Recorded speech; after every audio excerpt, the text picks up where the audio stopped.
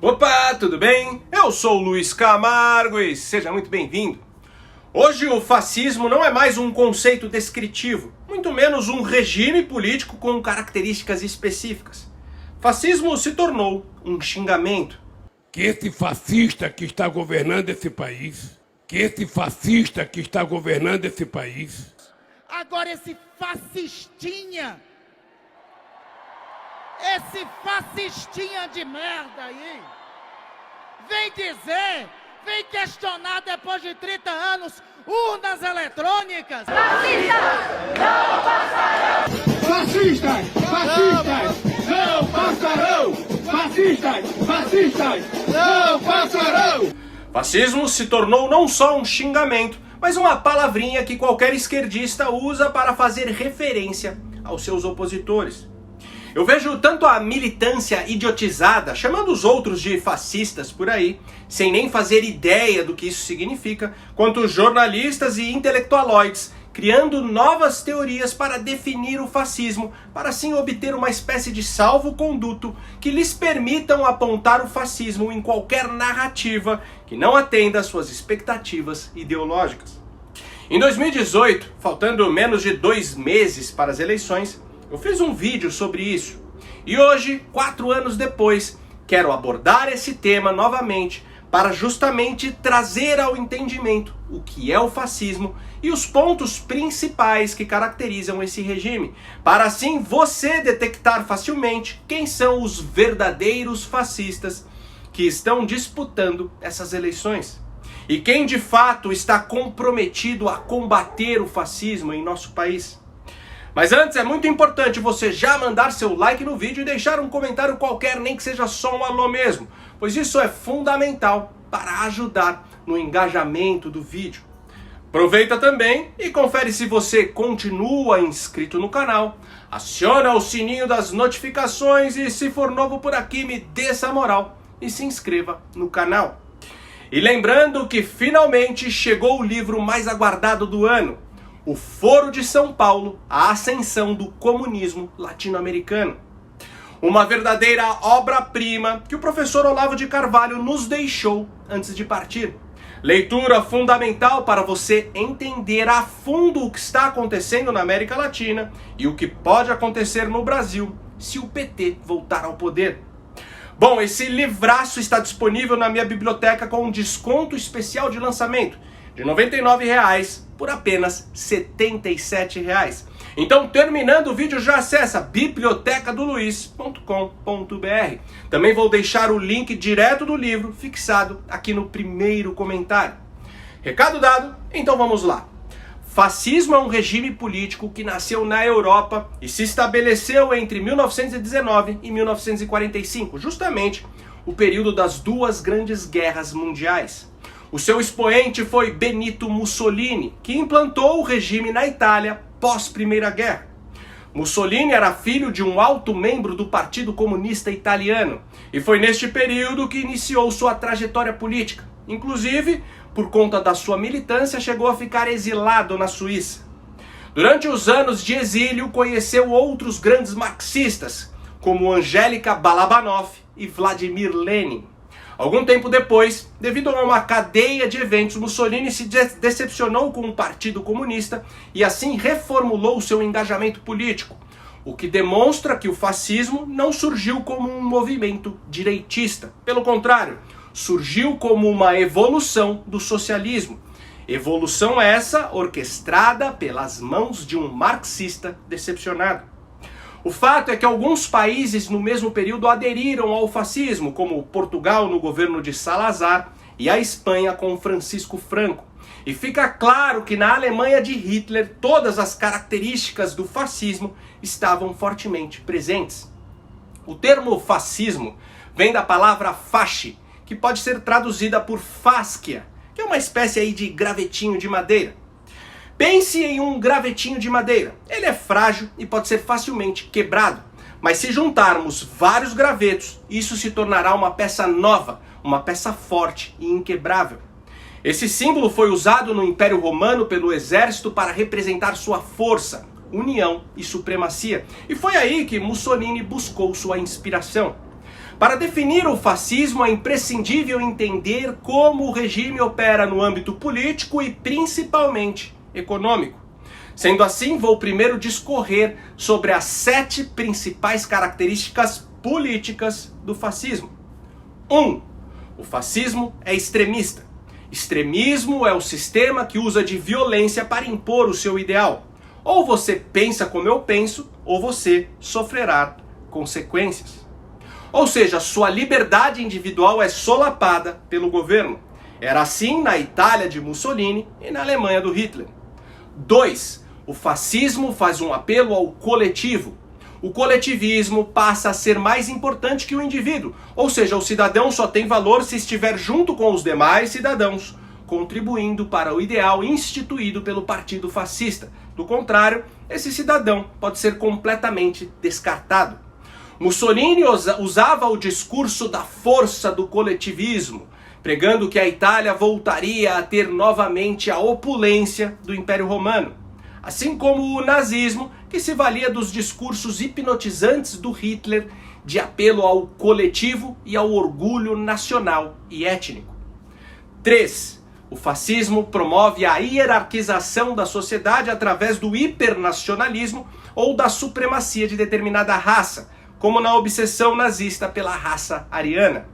4. O fascismo promove o desarmamento civil. Tanto a Itália de Mussolini como a Alemanha de Hitler passaram por campanhas de desarmamento. 5. O fascismo é um regime totalitário baseado no culto à glória nacional e se utiliza do expansionismo imperialista para promover a soberania do seu governo. 6. O fascismo precisa de uma militância popular, pois se sustenta através de uma sociedade que é adestrada no fanatismo pelos símbolos, slogans e pela figura do seu líder. 7. Este é o ponto mais preponderante para identificar um regime fascista. O fascismo é um regime centralizador, que procura não só manter a economia, mas todos os setores da vida social e das classes sociais sob o controle estrito do Estado, como na fala do próprio Mussolini: tudo no Estado, nada contra o Estado e nada fora do Estado. Analisando cada uma dessas características, percebemos que os regimes comunistas do século XX, como os atuais, são muito semelhantes ao fascismo. Os dois regimes se beijam, um está a meio passo do outro. O comunismo é extremista, pois também vemos o uso da violência na imposição do ideal revolucionário. No comunismo, vemos o apelo ao coletivismo, com o solapamento da liberdade individual. O comunismo não permite o armamento civil. No comunismo, vemos a doutrinação do ideal revolucionário disseminado nas escolas e através dos meios culturais. Vemos no comunismo uma militância histérica que cultua símbolos e slogans que elevam aí seus líderes à estatura de verdadeiros salvadores da pátria. E esses, por sua vez, também regem um governo totalitário e extremamente centralizador. No comunismo, assim como no fascismo, tudo é para o Estado, nada é fora do Estado e nada é contra o Estado. Na verdade, a diferença está apenas no discurso de cada um dos dois regimes. Digamos que são usadas estratégias de marketing diferentes. O fascismo apela para o orgulho nacional extremo. E no caso do nazismo, para a hegemonia da raça. Já o comunismo apela para o orgulho do proletariado, que hoje foi substituído para o empoderamento das supostas minorias e pela hegemonia das classes sociais. Só que é na economia que encontramos a diferença mais relevante entre o comunismo e o fascismo. No comunismo, há uma absorção direta da economia pelo Estado justamente para acabar com os desníveis sociais. Ou seja, é fundamental que não exista mais a propriedade privada e que todos os meios de produção pertençam ao Estado. Já o fascismo entendeu que isso não funciona.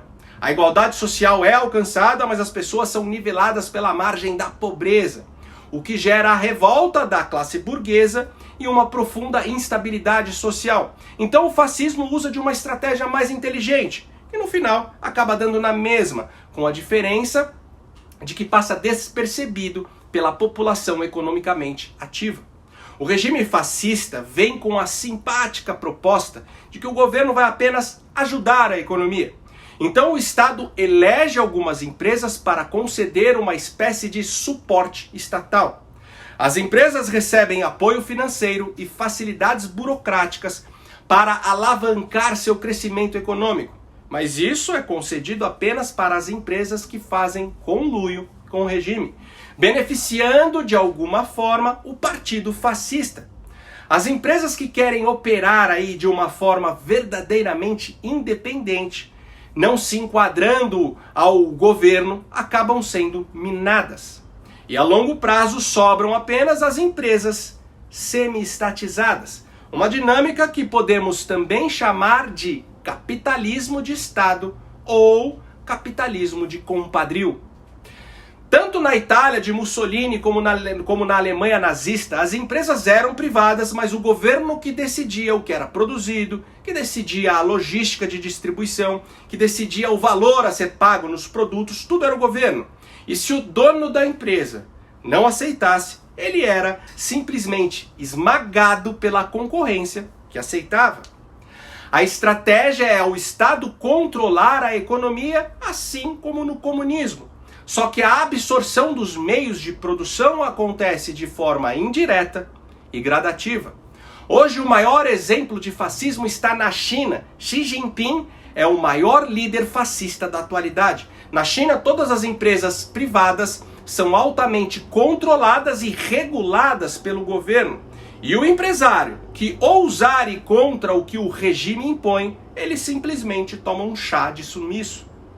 Esse modelo de governo começou em 1979, com Deng Xiaoping, que abandonou a visão marxista clássica do seu antecessor Mao Tse-tung, para então se render ao capitalismo de Estado. Bom, no Brasil também podemos encontrar estratégias e empreendimentos com inspirações fascistas.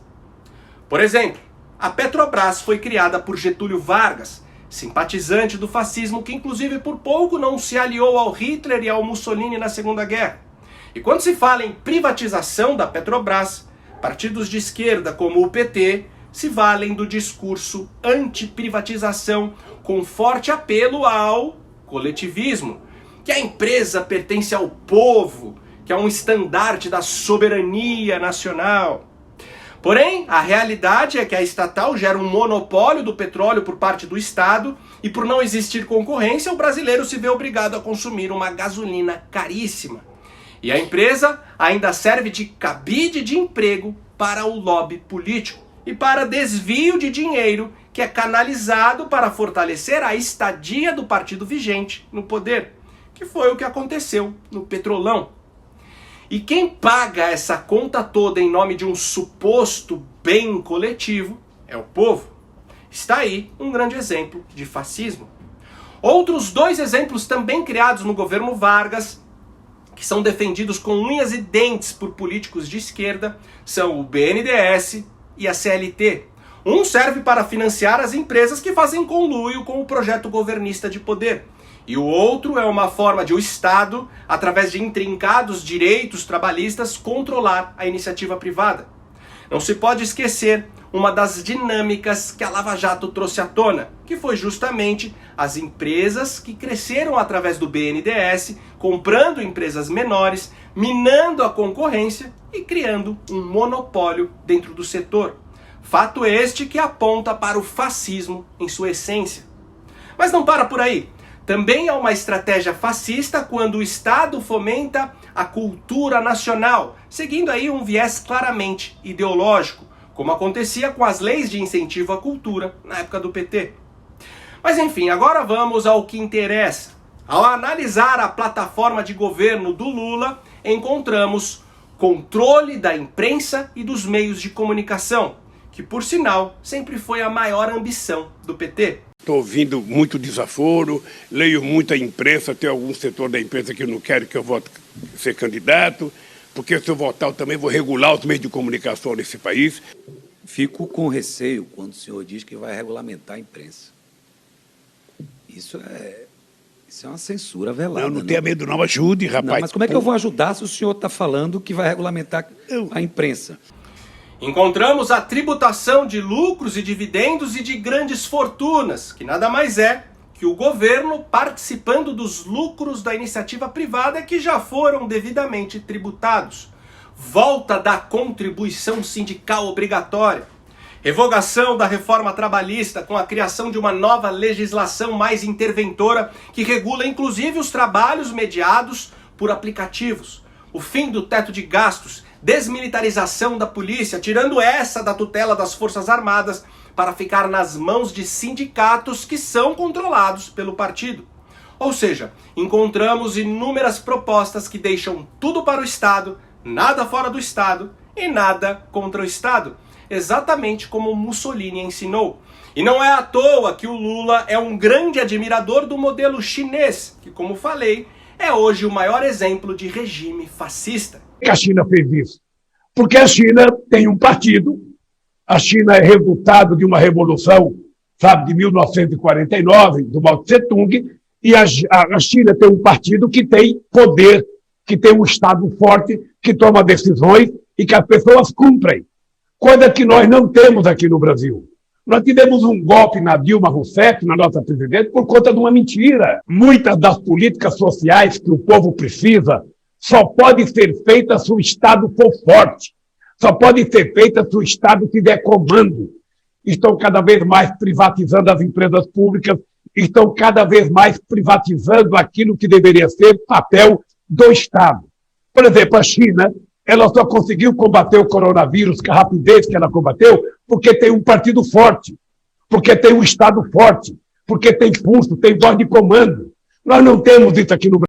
Por outro lado, ao analisar a plataforma de governo do Bolsonaro, encontramos pautas extremamente liberais na economia, defesa do Estado mínimo, um robusto programa de privatizações, inclusive da Petrobras, consolidação das liberdades individuais, desregulamentação e desburocratização da iniciativa privada. Não é por menos que foi no seu governo que tivemos a Lei da Liberdade Econômica, que tivemos a privatização da Eletrobras, a independência do Banco Central e os mais de 70 leilões realizados com sucesso na área de logística, que conseguiu reduzir o custo Brasil em 35%. Isso sem falar os projetos de lei que reverteram as políticas desarmamentistas impostas pelo PT. Lembrando que um fascista com pretensões ditatoriais jamais armaria a população que pretende governar. Por que eu estou armando o povo? Porque eu não quero uma ditadura. E para finalizar, na plataforma de governo de Bolsonaro, encontramos a defesa contumaz e até apaixonada pela liberdade em todos os níveis, o que inclui a liberdade de imprensa e a liberdade de expressão. Resumindo, enquanto o Lula quer tudo para o Estado, nada fora do Estado e nada contra o Estado, o Bolsonaro... A nossa missão é não atrapalhar a vida de vocês. É cada vez mais tirar o Estado de cima de vocês.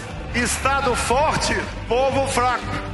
O fato é que quando surge no Brasil alguém defendendo posicionamentos que promovam a liberdade e a diminuição do Estado e da burocracia estatal, logo surge uma esquerda histérica para taxá-lo de fascista.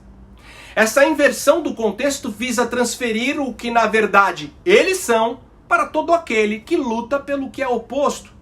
E o pior de tudo é quando a imprensa de massa e uma elite de intelectuais outorga essa inversão, convencendo assim toda uma horda de imbecis.